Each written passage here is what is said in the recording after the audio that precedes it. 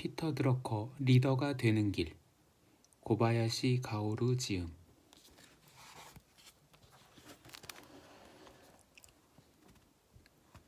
유능함은 습득할 수 있다. 드러커 박사는 예전부터 경영자의 능력과 효과적으로 행동할 수 있는 유능함에 관해 자주 말했는데, 이 말은 내가 오랜 세월 동안 기록해둔 드러커 박사의 어록에서 뽑은 소중한 한 구절이다. 유능함은 습관도 아니고 관행도 아니며 태도이다. 더구나 이 태도는 학습을 통해서 후천적으로 익힐 수 있는 것이라고 한다. 드러커 박사는 리더에게 개인방은 없다는 지론을 가지고 있다. 사방이 막힌 방에서 자기 혼자 있으려고 하는 사치는 용납할 수 없다는 것이다. 자신의 생각을 타인에게 이해시키는 것은 중요하다. 동료의 말을 이해하지 못하면 자신을 이해시키는 것도 불가능하다. 따라서 유능한 리더가 되려면 적극적으로 자기 방에서 나와 부하나 주변에 있는 사람들의 말을 이해하려고 노력해야 하며, 조직적이고 계통적으로 연구를 계속하지 않으면 안 된다고 한다. 그리고 이러한 학습은 배우려는 태도와 할 마음만 있다면 누구라도 할 수 있다. 이로부터 유능함은 습득할 수 있는 주장이 나오는 것이다. 드러커 박사는 이러한 지식을 도구 상자라고 불렀다. 주요 업무 내용에 관해서 배우는 것은 나의 일이다. 따라서 적어도 나는 도구 상자와 그 상자 속의 도구를 이해하고 싶다. 충분히 쓸모있게 사용할 수 없을지는 모르지만 적어도 그 사용 방법 정도는 알고 있지 않으면 안 된다는 태도가 리더에게는 필요하다는 것이다. 자신의 본래 업무뿐만 아니라 다른 사람의 일에 관한 지식을 조금이라도 갖고 있지 못하면 타인의 업무 방식과 어째서 그런 식으로 일을 처리하는지 그 이유를 이해할 수 없다. 리더 가운데 부하의 지식이나 업무는 필요하다면 언제든지 모든 것을 입수할 수 있으므로 일부러 연구할 필요가 없다고 생각하는 사람이 있을지 모른다. 그러나 드러커 박사는 그러한 생각은 교만함과 무지에서 비롯되는 것이라고 엄중히 비판한다. 자신의 본래 업무에 관한 연구만으로 만족하는 리더는 리더로서 가치가 없다. 그렇다고 해서 모든 인간이 모든 일에 관하여 전문가가 되라고 하는 것은 아니다. 그러나 물론 부하가 하는 다양한 일을 완벽하게 해볼 필요는 없지만, 매니지먼트 담당자로서 자신의 도구 상자 속에 무엇이 들어있는지 정도는 알고 있지 않으면 안 된다. 그리고 리더의 유능함이란 자신 이외의 다른 사람 속에 있는 강점을 발견하여 그 강점 위에 일을 구축하는 것이기도 하다.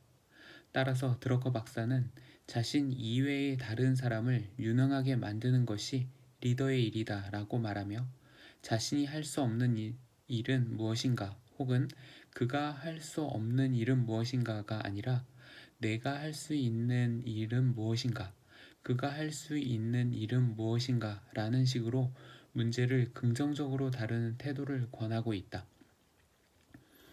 이러한 태도, 마음가짐, 행동의 준비 태세는 언뜻 별것 아닌 것으로 생각하기 쉽지만, 이것을 익히면 이제까지 좀처럼 경영 성과를 내지 못한 사람이라도 10번 가운데 9번 정도는 좋은 결과를 낼 수 있을 것이라고 드러커 박사는 자신의 실제 체험에서 얻은 확신을 밝혔다. 리더의 주요 과제는 어떻게 각종 균형을 잘 잡을 것인가 하는 것이다. 드러커 박사는 리더의 중요한 과제로서 두 가지를 들고 있다. 하나는 업무상 발생하는 여러 가지 일에 대해 어떻게 균형을 잘 잡을 것인가를 생각하는 것이고, 다른 하나는 어떤 의사결정을 내릴 것인가 하는 것이다. 리더가 취해야 할 첫 번째 균형은 장기와 단기, 그리고 전체적인 청사진과 세부적인 사소한 일 사이에 있는 균형이다. 드러커 박사는 그것을 마치 카누가 전복되는 것을 방지하기 위해 카누의 양쪽에 달려있는 장치인 아웃트리거를 조정하면서 노를 젓는 것과 비슷하다는 비유를 들어 설명했다. 리더는 대국적인 것만 바라봄으로써 바로 코앞에서 도움을 요청한 사람들을 지원해야 하는 현실을 외면해서는 안 된다.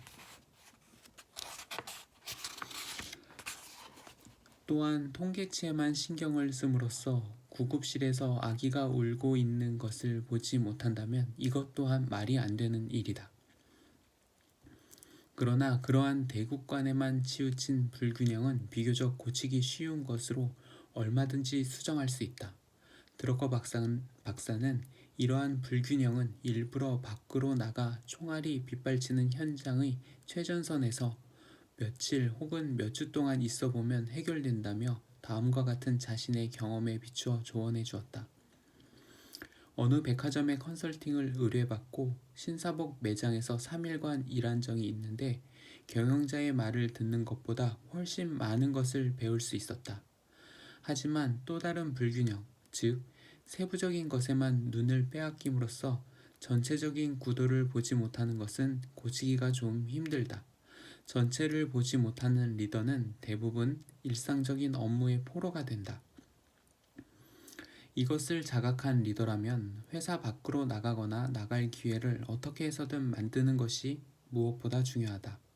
이런 경우 외부 단체나 협회 혹은 연구회에 참여하는 것은 아주 좋은 처방전이 된다.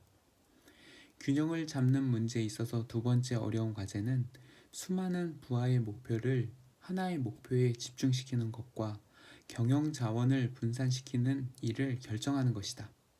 한 곳에 집중시키면 최대의 효과를 얻을 수 있다는 것은 틀림없는 사실이다. 그러나 거꾸로 그것은 아주 위험한 것이기도 하다. 경영 자원을 잘못 집중시키면 병사 전원을 아무 방비 없이 적의 공격에 노출시킨 셈이 되기 때문이다. 그리고 한 곳에 지나치게 집중하면 여유 부분이 없어져 다양화의 꿈도 사라져버리고 모든 것을 집중시킨 코앞에 있는 당장 해야 할 일이 타성에 젖은 것을 막을 수조차 없게 된다. 마지막으로 리더가 균형을 잡는 일에 있어서 가장 어려운 것이 신중함과 신속성 사이에 중요한 균형을 어떻게 잡을 것인가 하는 것이다. 이 타이밍에 관하여 드러커 박사는 다음과 같은 재미있는 예를 들었다. 야채밭에 무가 다 자라지도 않았는데 물을 뽑고 싶어하는 사람과 이제나 저제나 뽑을 타이밍만 신경 쓰다가 결국 뽑지 못해 물을 썩게 만드는 사람이 있다는 것이다. 그러면 이 두 가지 사이에서 바르다고 생각하는 중용을 어떻게 찾을 수 있을 것인가? 드러커 박사는 자신이 꽤 성급한 편이어서 무슨 일을 3개월 이내에 처리하려고 할 때는 5개월로 연장해서 생각하도록 자기 단련을 하고 있다고 한다. 그러나 반대로 3개월에 처리해야 할 일을 3년으로 연장해버리는 사람이 있는데 이것은 좀 문제가 있다. 그런 사람에 대해서 드러커 박사는 소크라테스의 너 자신을 알라는 원칙을 자신에게 적용하여 스스로 위험 경향을 잘 파악하고 있을 수밖에 없다고 결론을 지었다.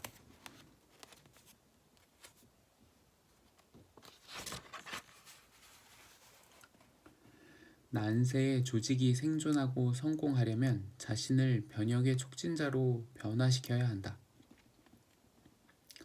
자신을 변형의 촉진자로 변화시켜가지 않으면 안 된다는 말은 다음 사회에 대처하기 위해서는 지금부터 준비하라는 말이다.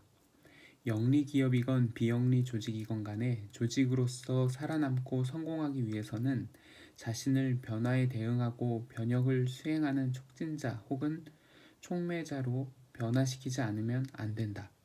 그리고 변화를 성공리에 수행하는 데 가장 효과적인 방법은 새로운 조직을 만들어내는 것이라고 한다.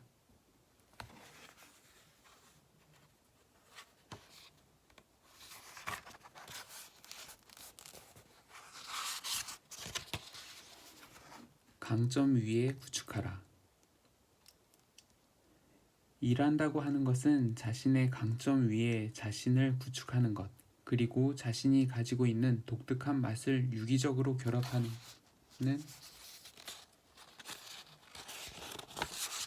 것이며 그 강점을 조합하는 것이다. 자신의 강점은 외부로부터 듣고 피드백을 통해 비로소 알게 된다. 그런 의미에서 정보의 피드백은 중요하다. 정보의 상호 책임이란 서로의 강점을 발견하여 강점을 신장시키기 위한 것이라는 것도 이 강점론 가운데에서 언급되고 있다.